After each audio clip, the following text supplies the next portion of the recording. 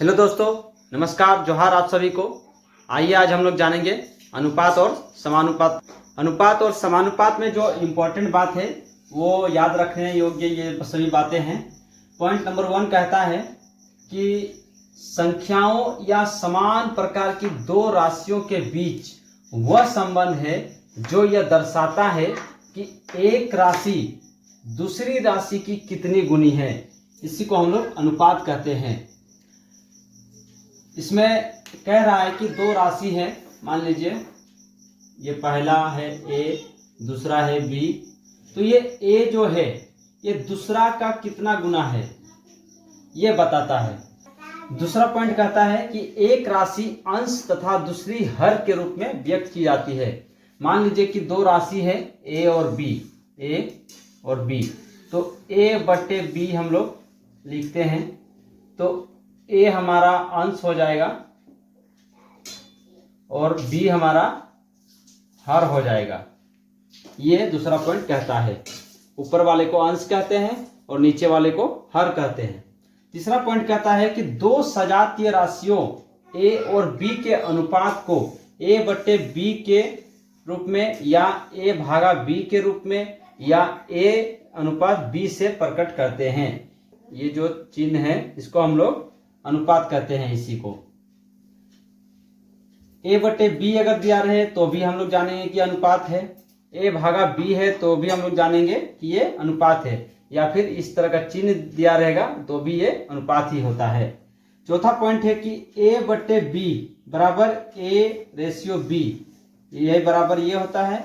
इसमें A को पूर्व पद तथा B को उत्तर पद कहते हैं। ये B हमारा उत्तर पद होता है। अगला है समानुपात। समानुपात किसको कहते हैं? समानुपात बराबर होता है सम प्लस अनुपात, यानी कि दो अनुपात की समानता ही समानुपात कहलाता है।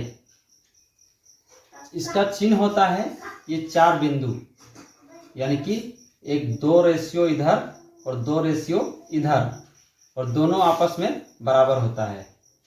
तीसरा पॉइंट है कि A रेशियो B बराबर C रेशियो D होता है। जब ये दोनों आपस में बराबर होता है तो A बट्टे B यानी A रेशियो B बराबर C रेशियो D लिख सकते हैं हम लोग। इसको हम लोग ऐसे भी लिख सकते हैं A बट्टे B बराबर C बट्टे D, क्योंकि हम लोग रेशियो को बट्टे में भी प्रकट करते हैं। इसमें हम लोग इस दोनों को मध्य पद बोलते हैं, मध्य पद। और ये A और D ये हमारा हो गया बाह्य पद, बाहरी पद। इसको जब हम लोग क्रॉस मल्टीप्लाई करेंगे तो इससे एक फॉर्मूला आ जाएगा A इंटू D बराबर B इंटू C, यानी कि AD बराबर BC। बाह्य पदों का गुणनफल बराबर मध्य पदों का गुणनफल। ये हमारा मध्य पद है B और C, और A और D हमारा बाह्य पद है, बाहरी पद है। जब हमारा इस तरह का दिया रहेगा A अनुपात B बराबर C अनुपात D, यानी कि A और B अगर C और D से बराबर होगा तो ये हमारा समानुपात कहलाएगा। अगला है हमारा सतत समानुपात। सतत समानुपात किसको कहते हैं? जैसे कि देखिए, मान लीजिए कि 3 सजातीय राशियां A, B, C।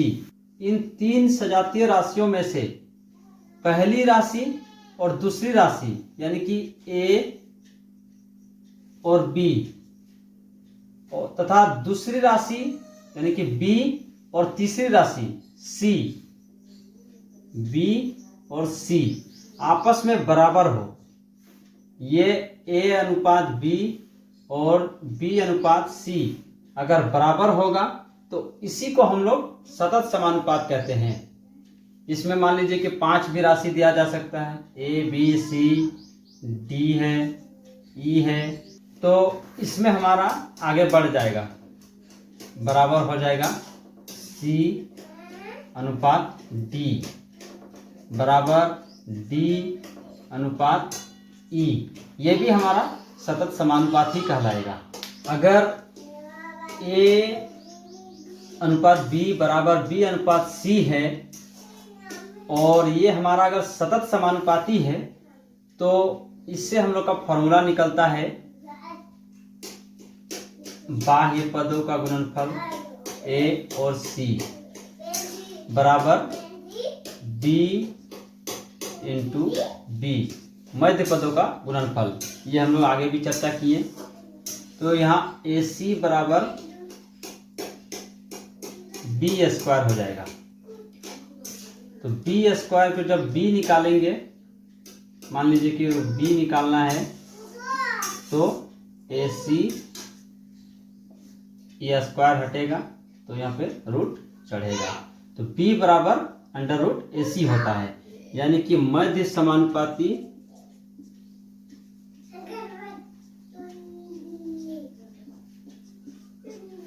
ये B को हम लोग मध्य समानुपाती कहते हैं, यानी मध्य समानुपाती बराबर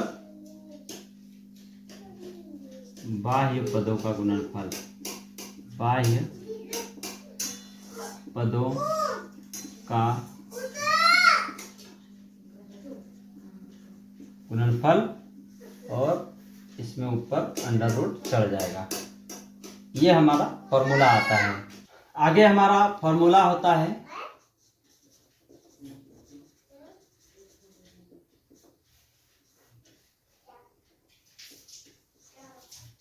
जब दो राशियां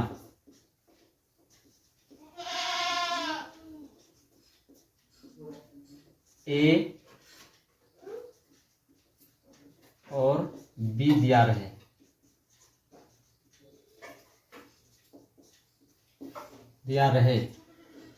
तो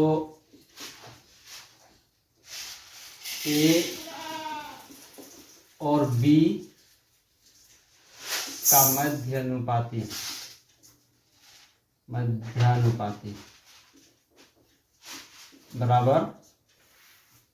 बराबर under root A into B। ये हमारा फॉर्मूला होता है। जब दो राशि दिया रहेगा A और B, तो इसका A और B का मध्य अनुपाती निकालना है तो अंडर रूट AB हो जाएगा। ये फॉर्मूला है हमारा। आगे दूसरा है, यदि A B C D समानुपाती हो तो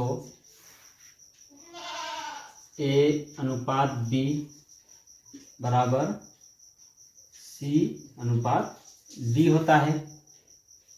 जब चार राशियां समानुपाती होता है, जब समानुपाती अभी बताएं कि A अनुपात B बराबर C अनुपात D, यानी कि मध्य पदों का गुणनफल बराबर बाहरी पदों का गुणनफल।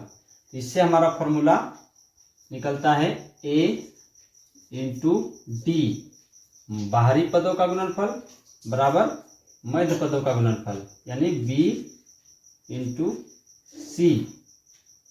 तो हम लोग इसको लिख सकते हैं A D बराबर BC।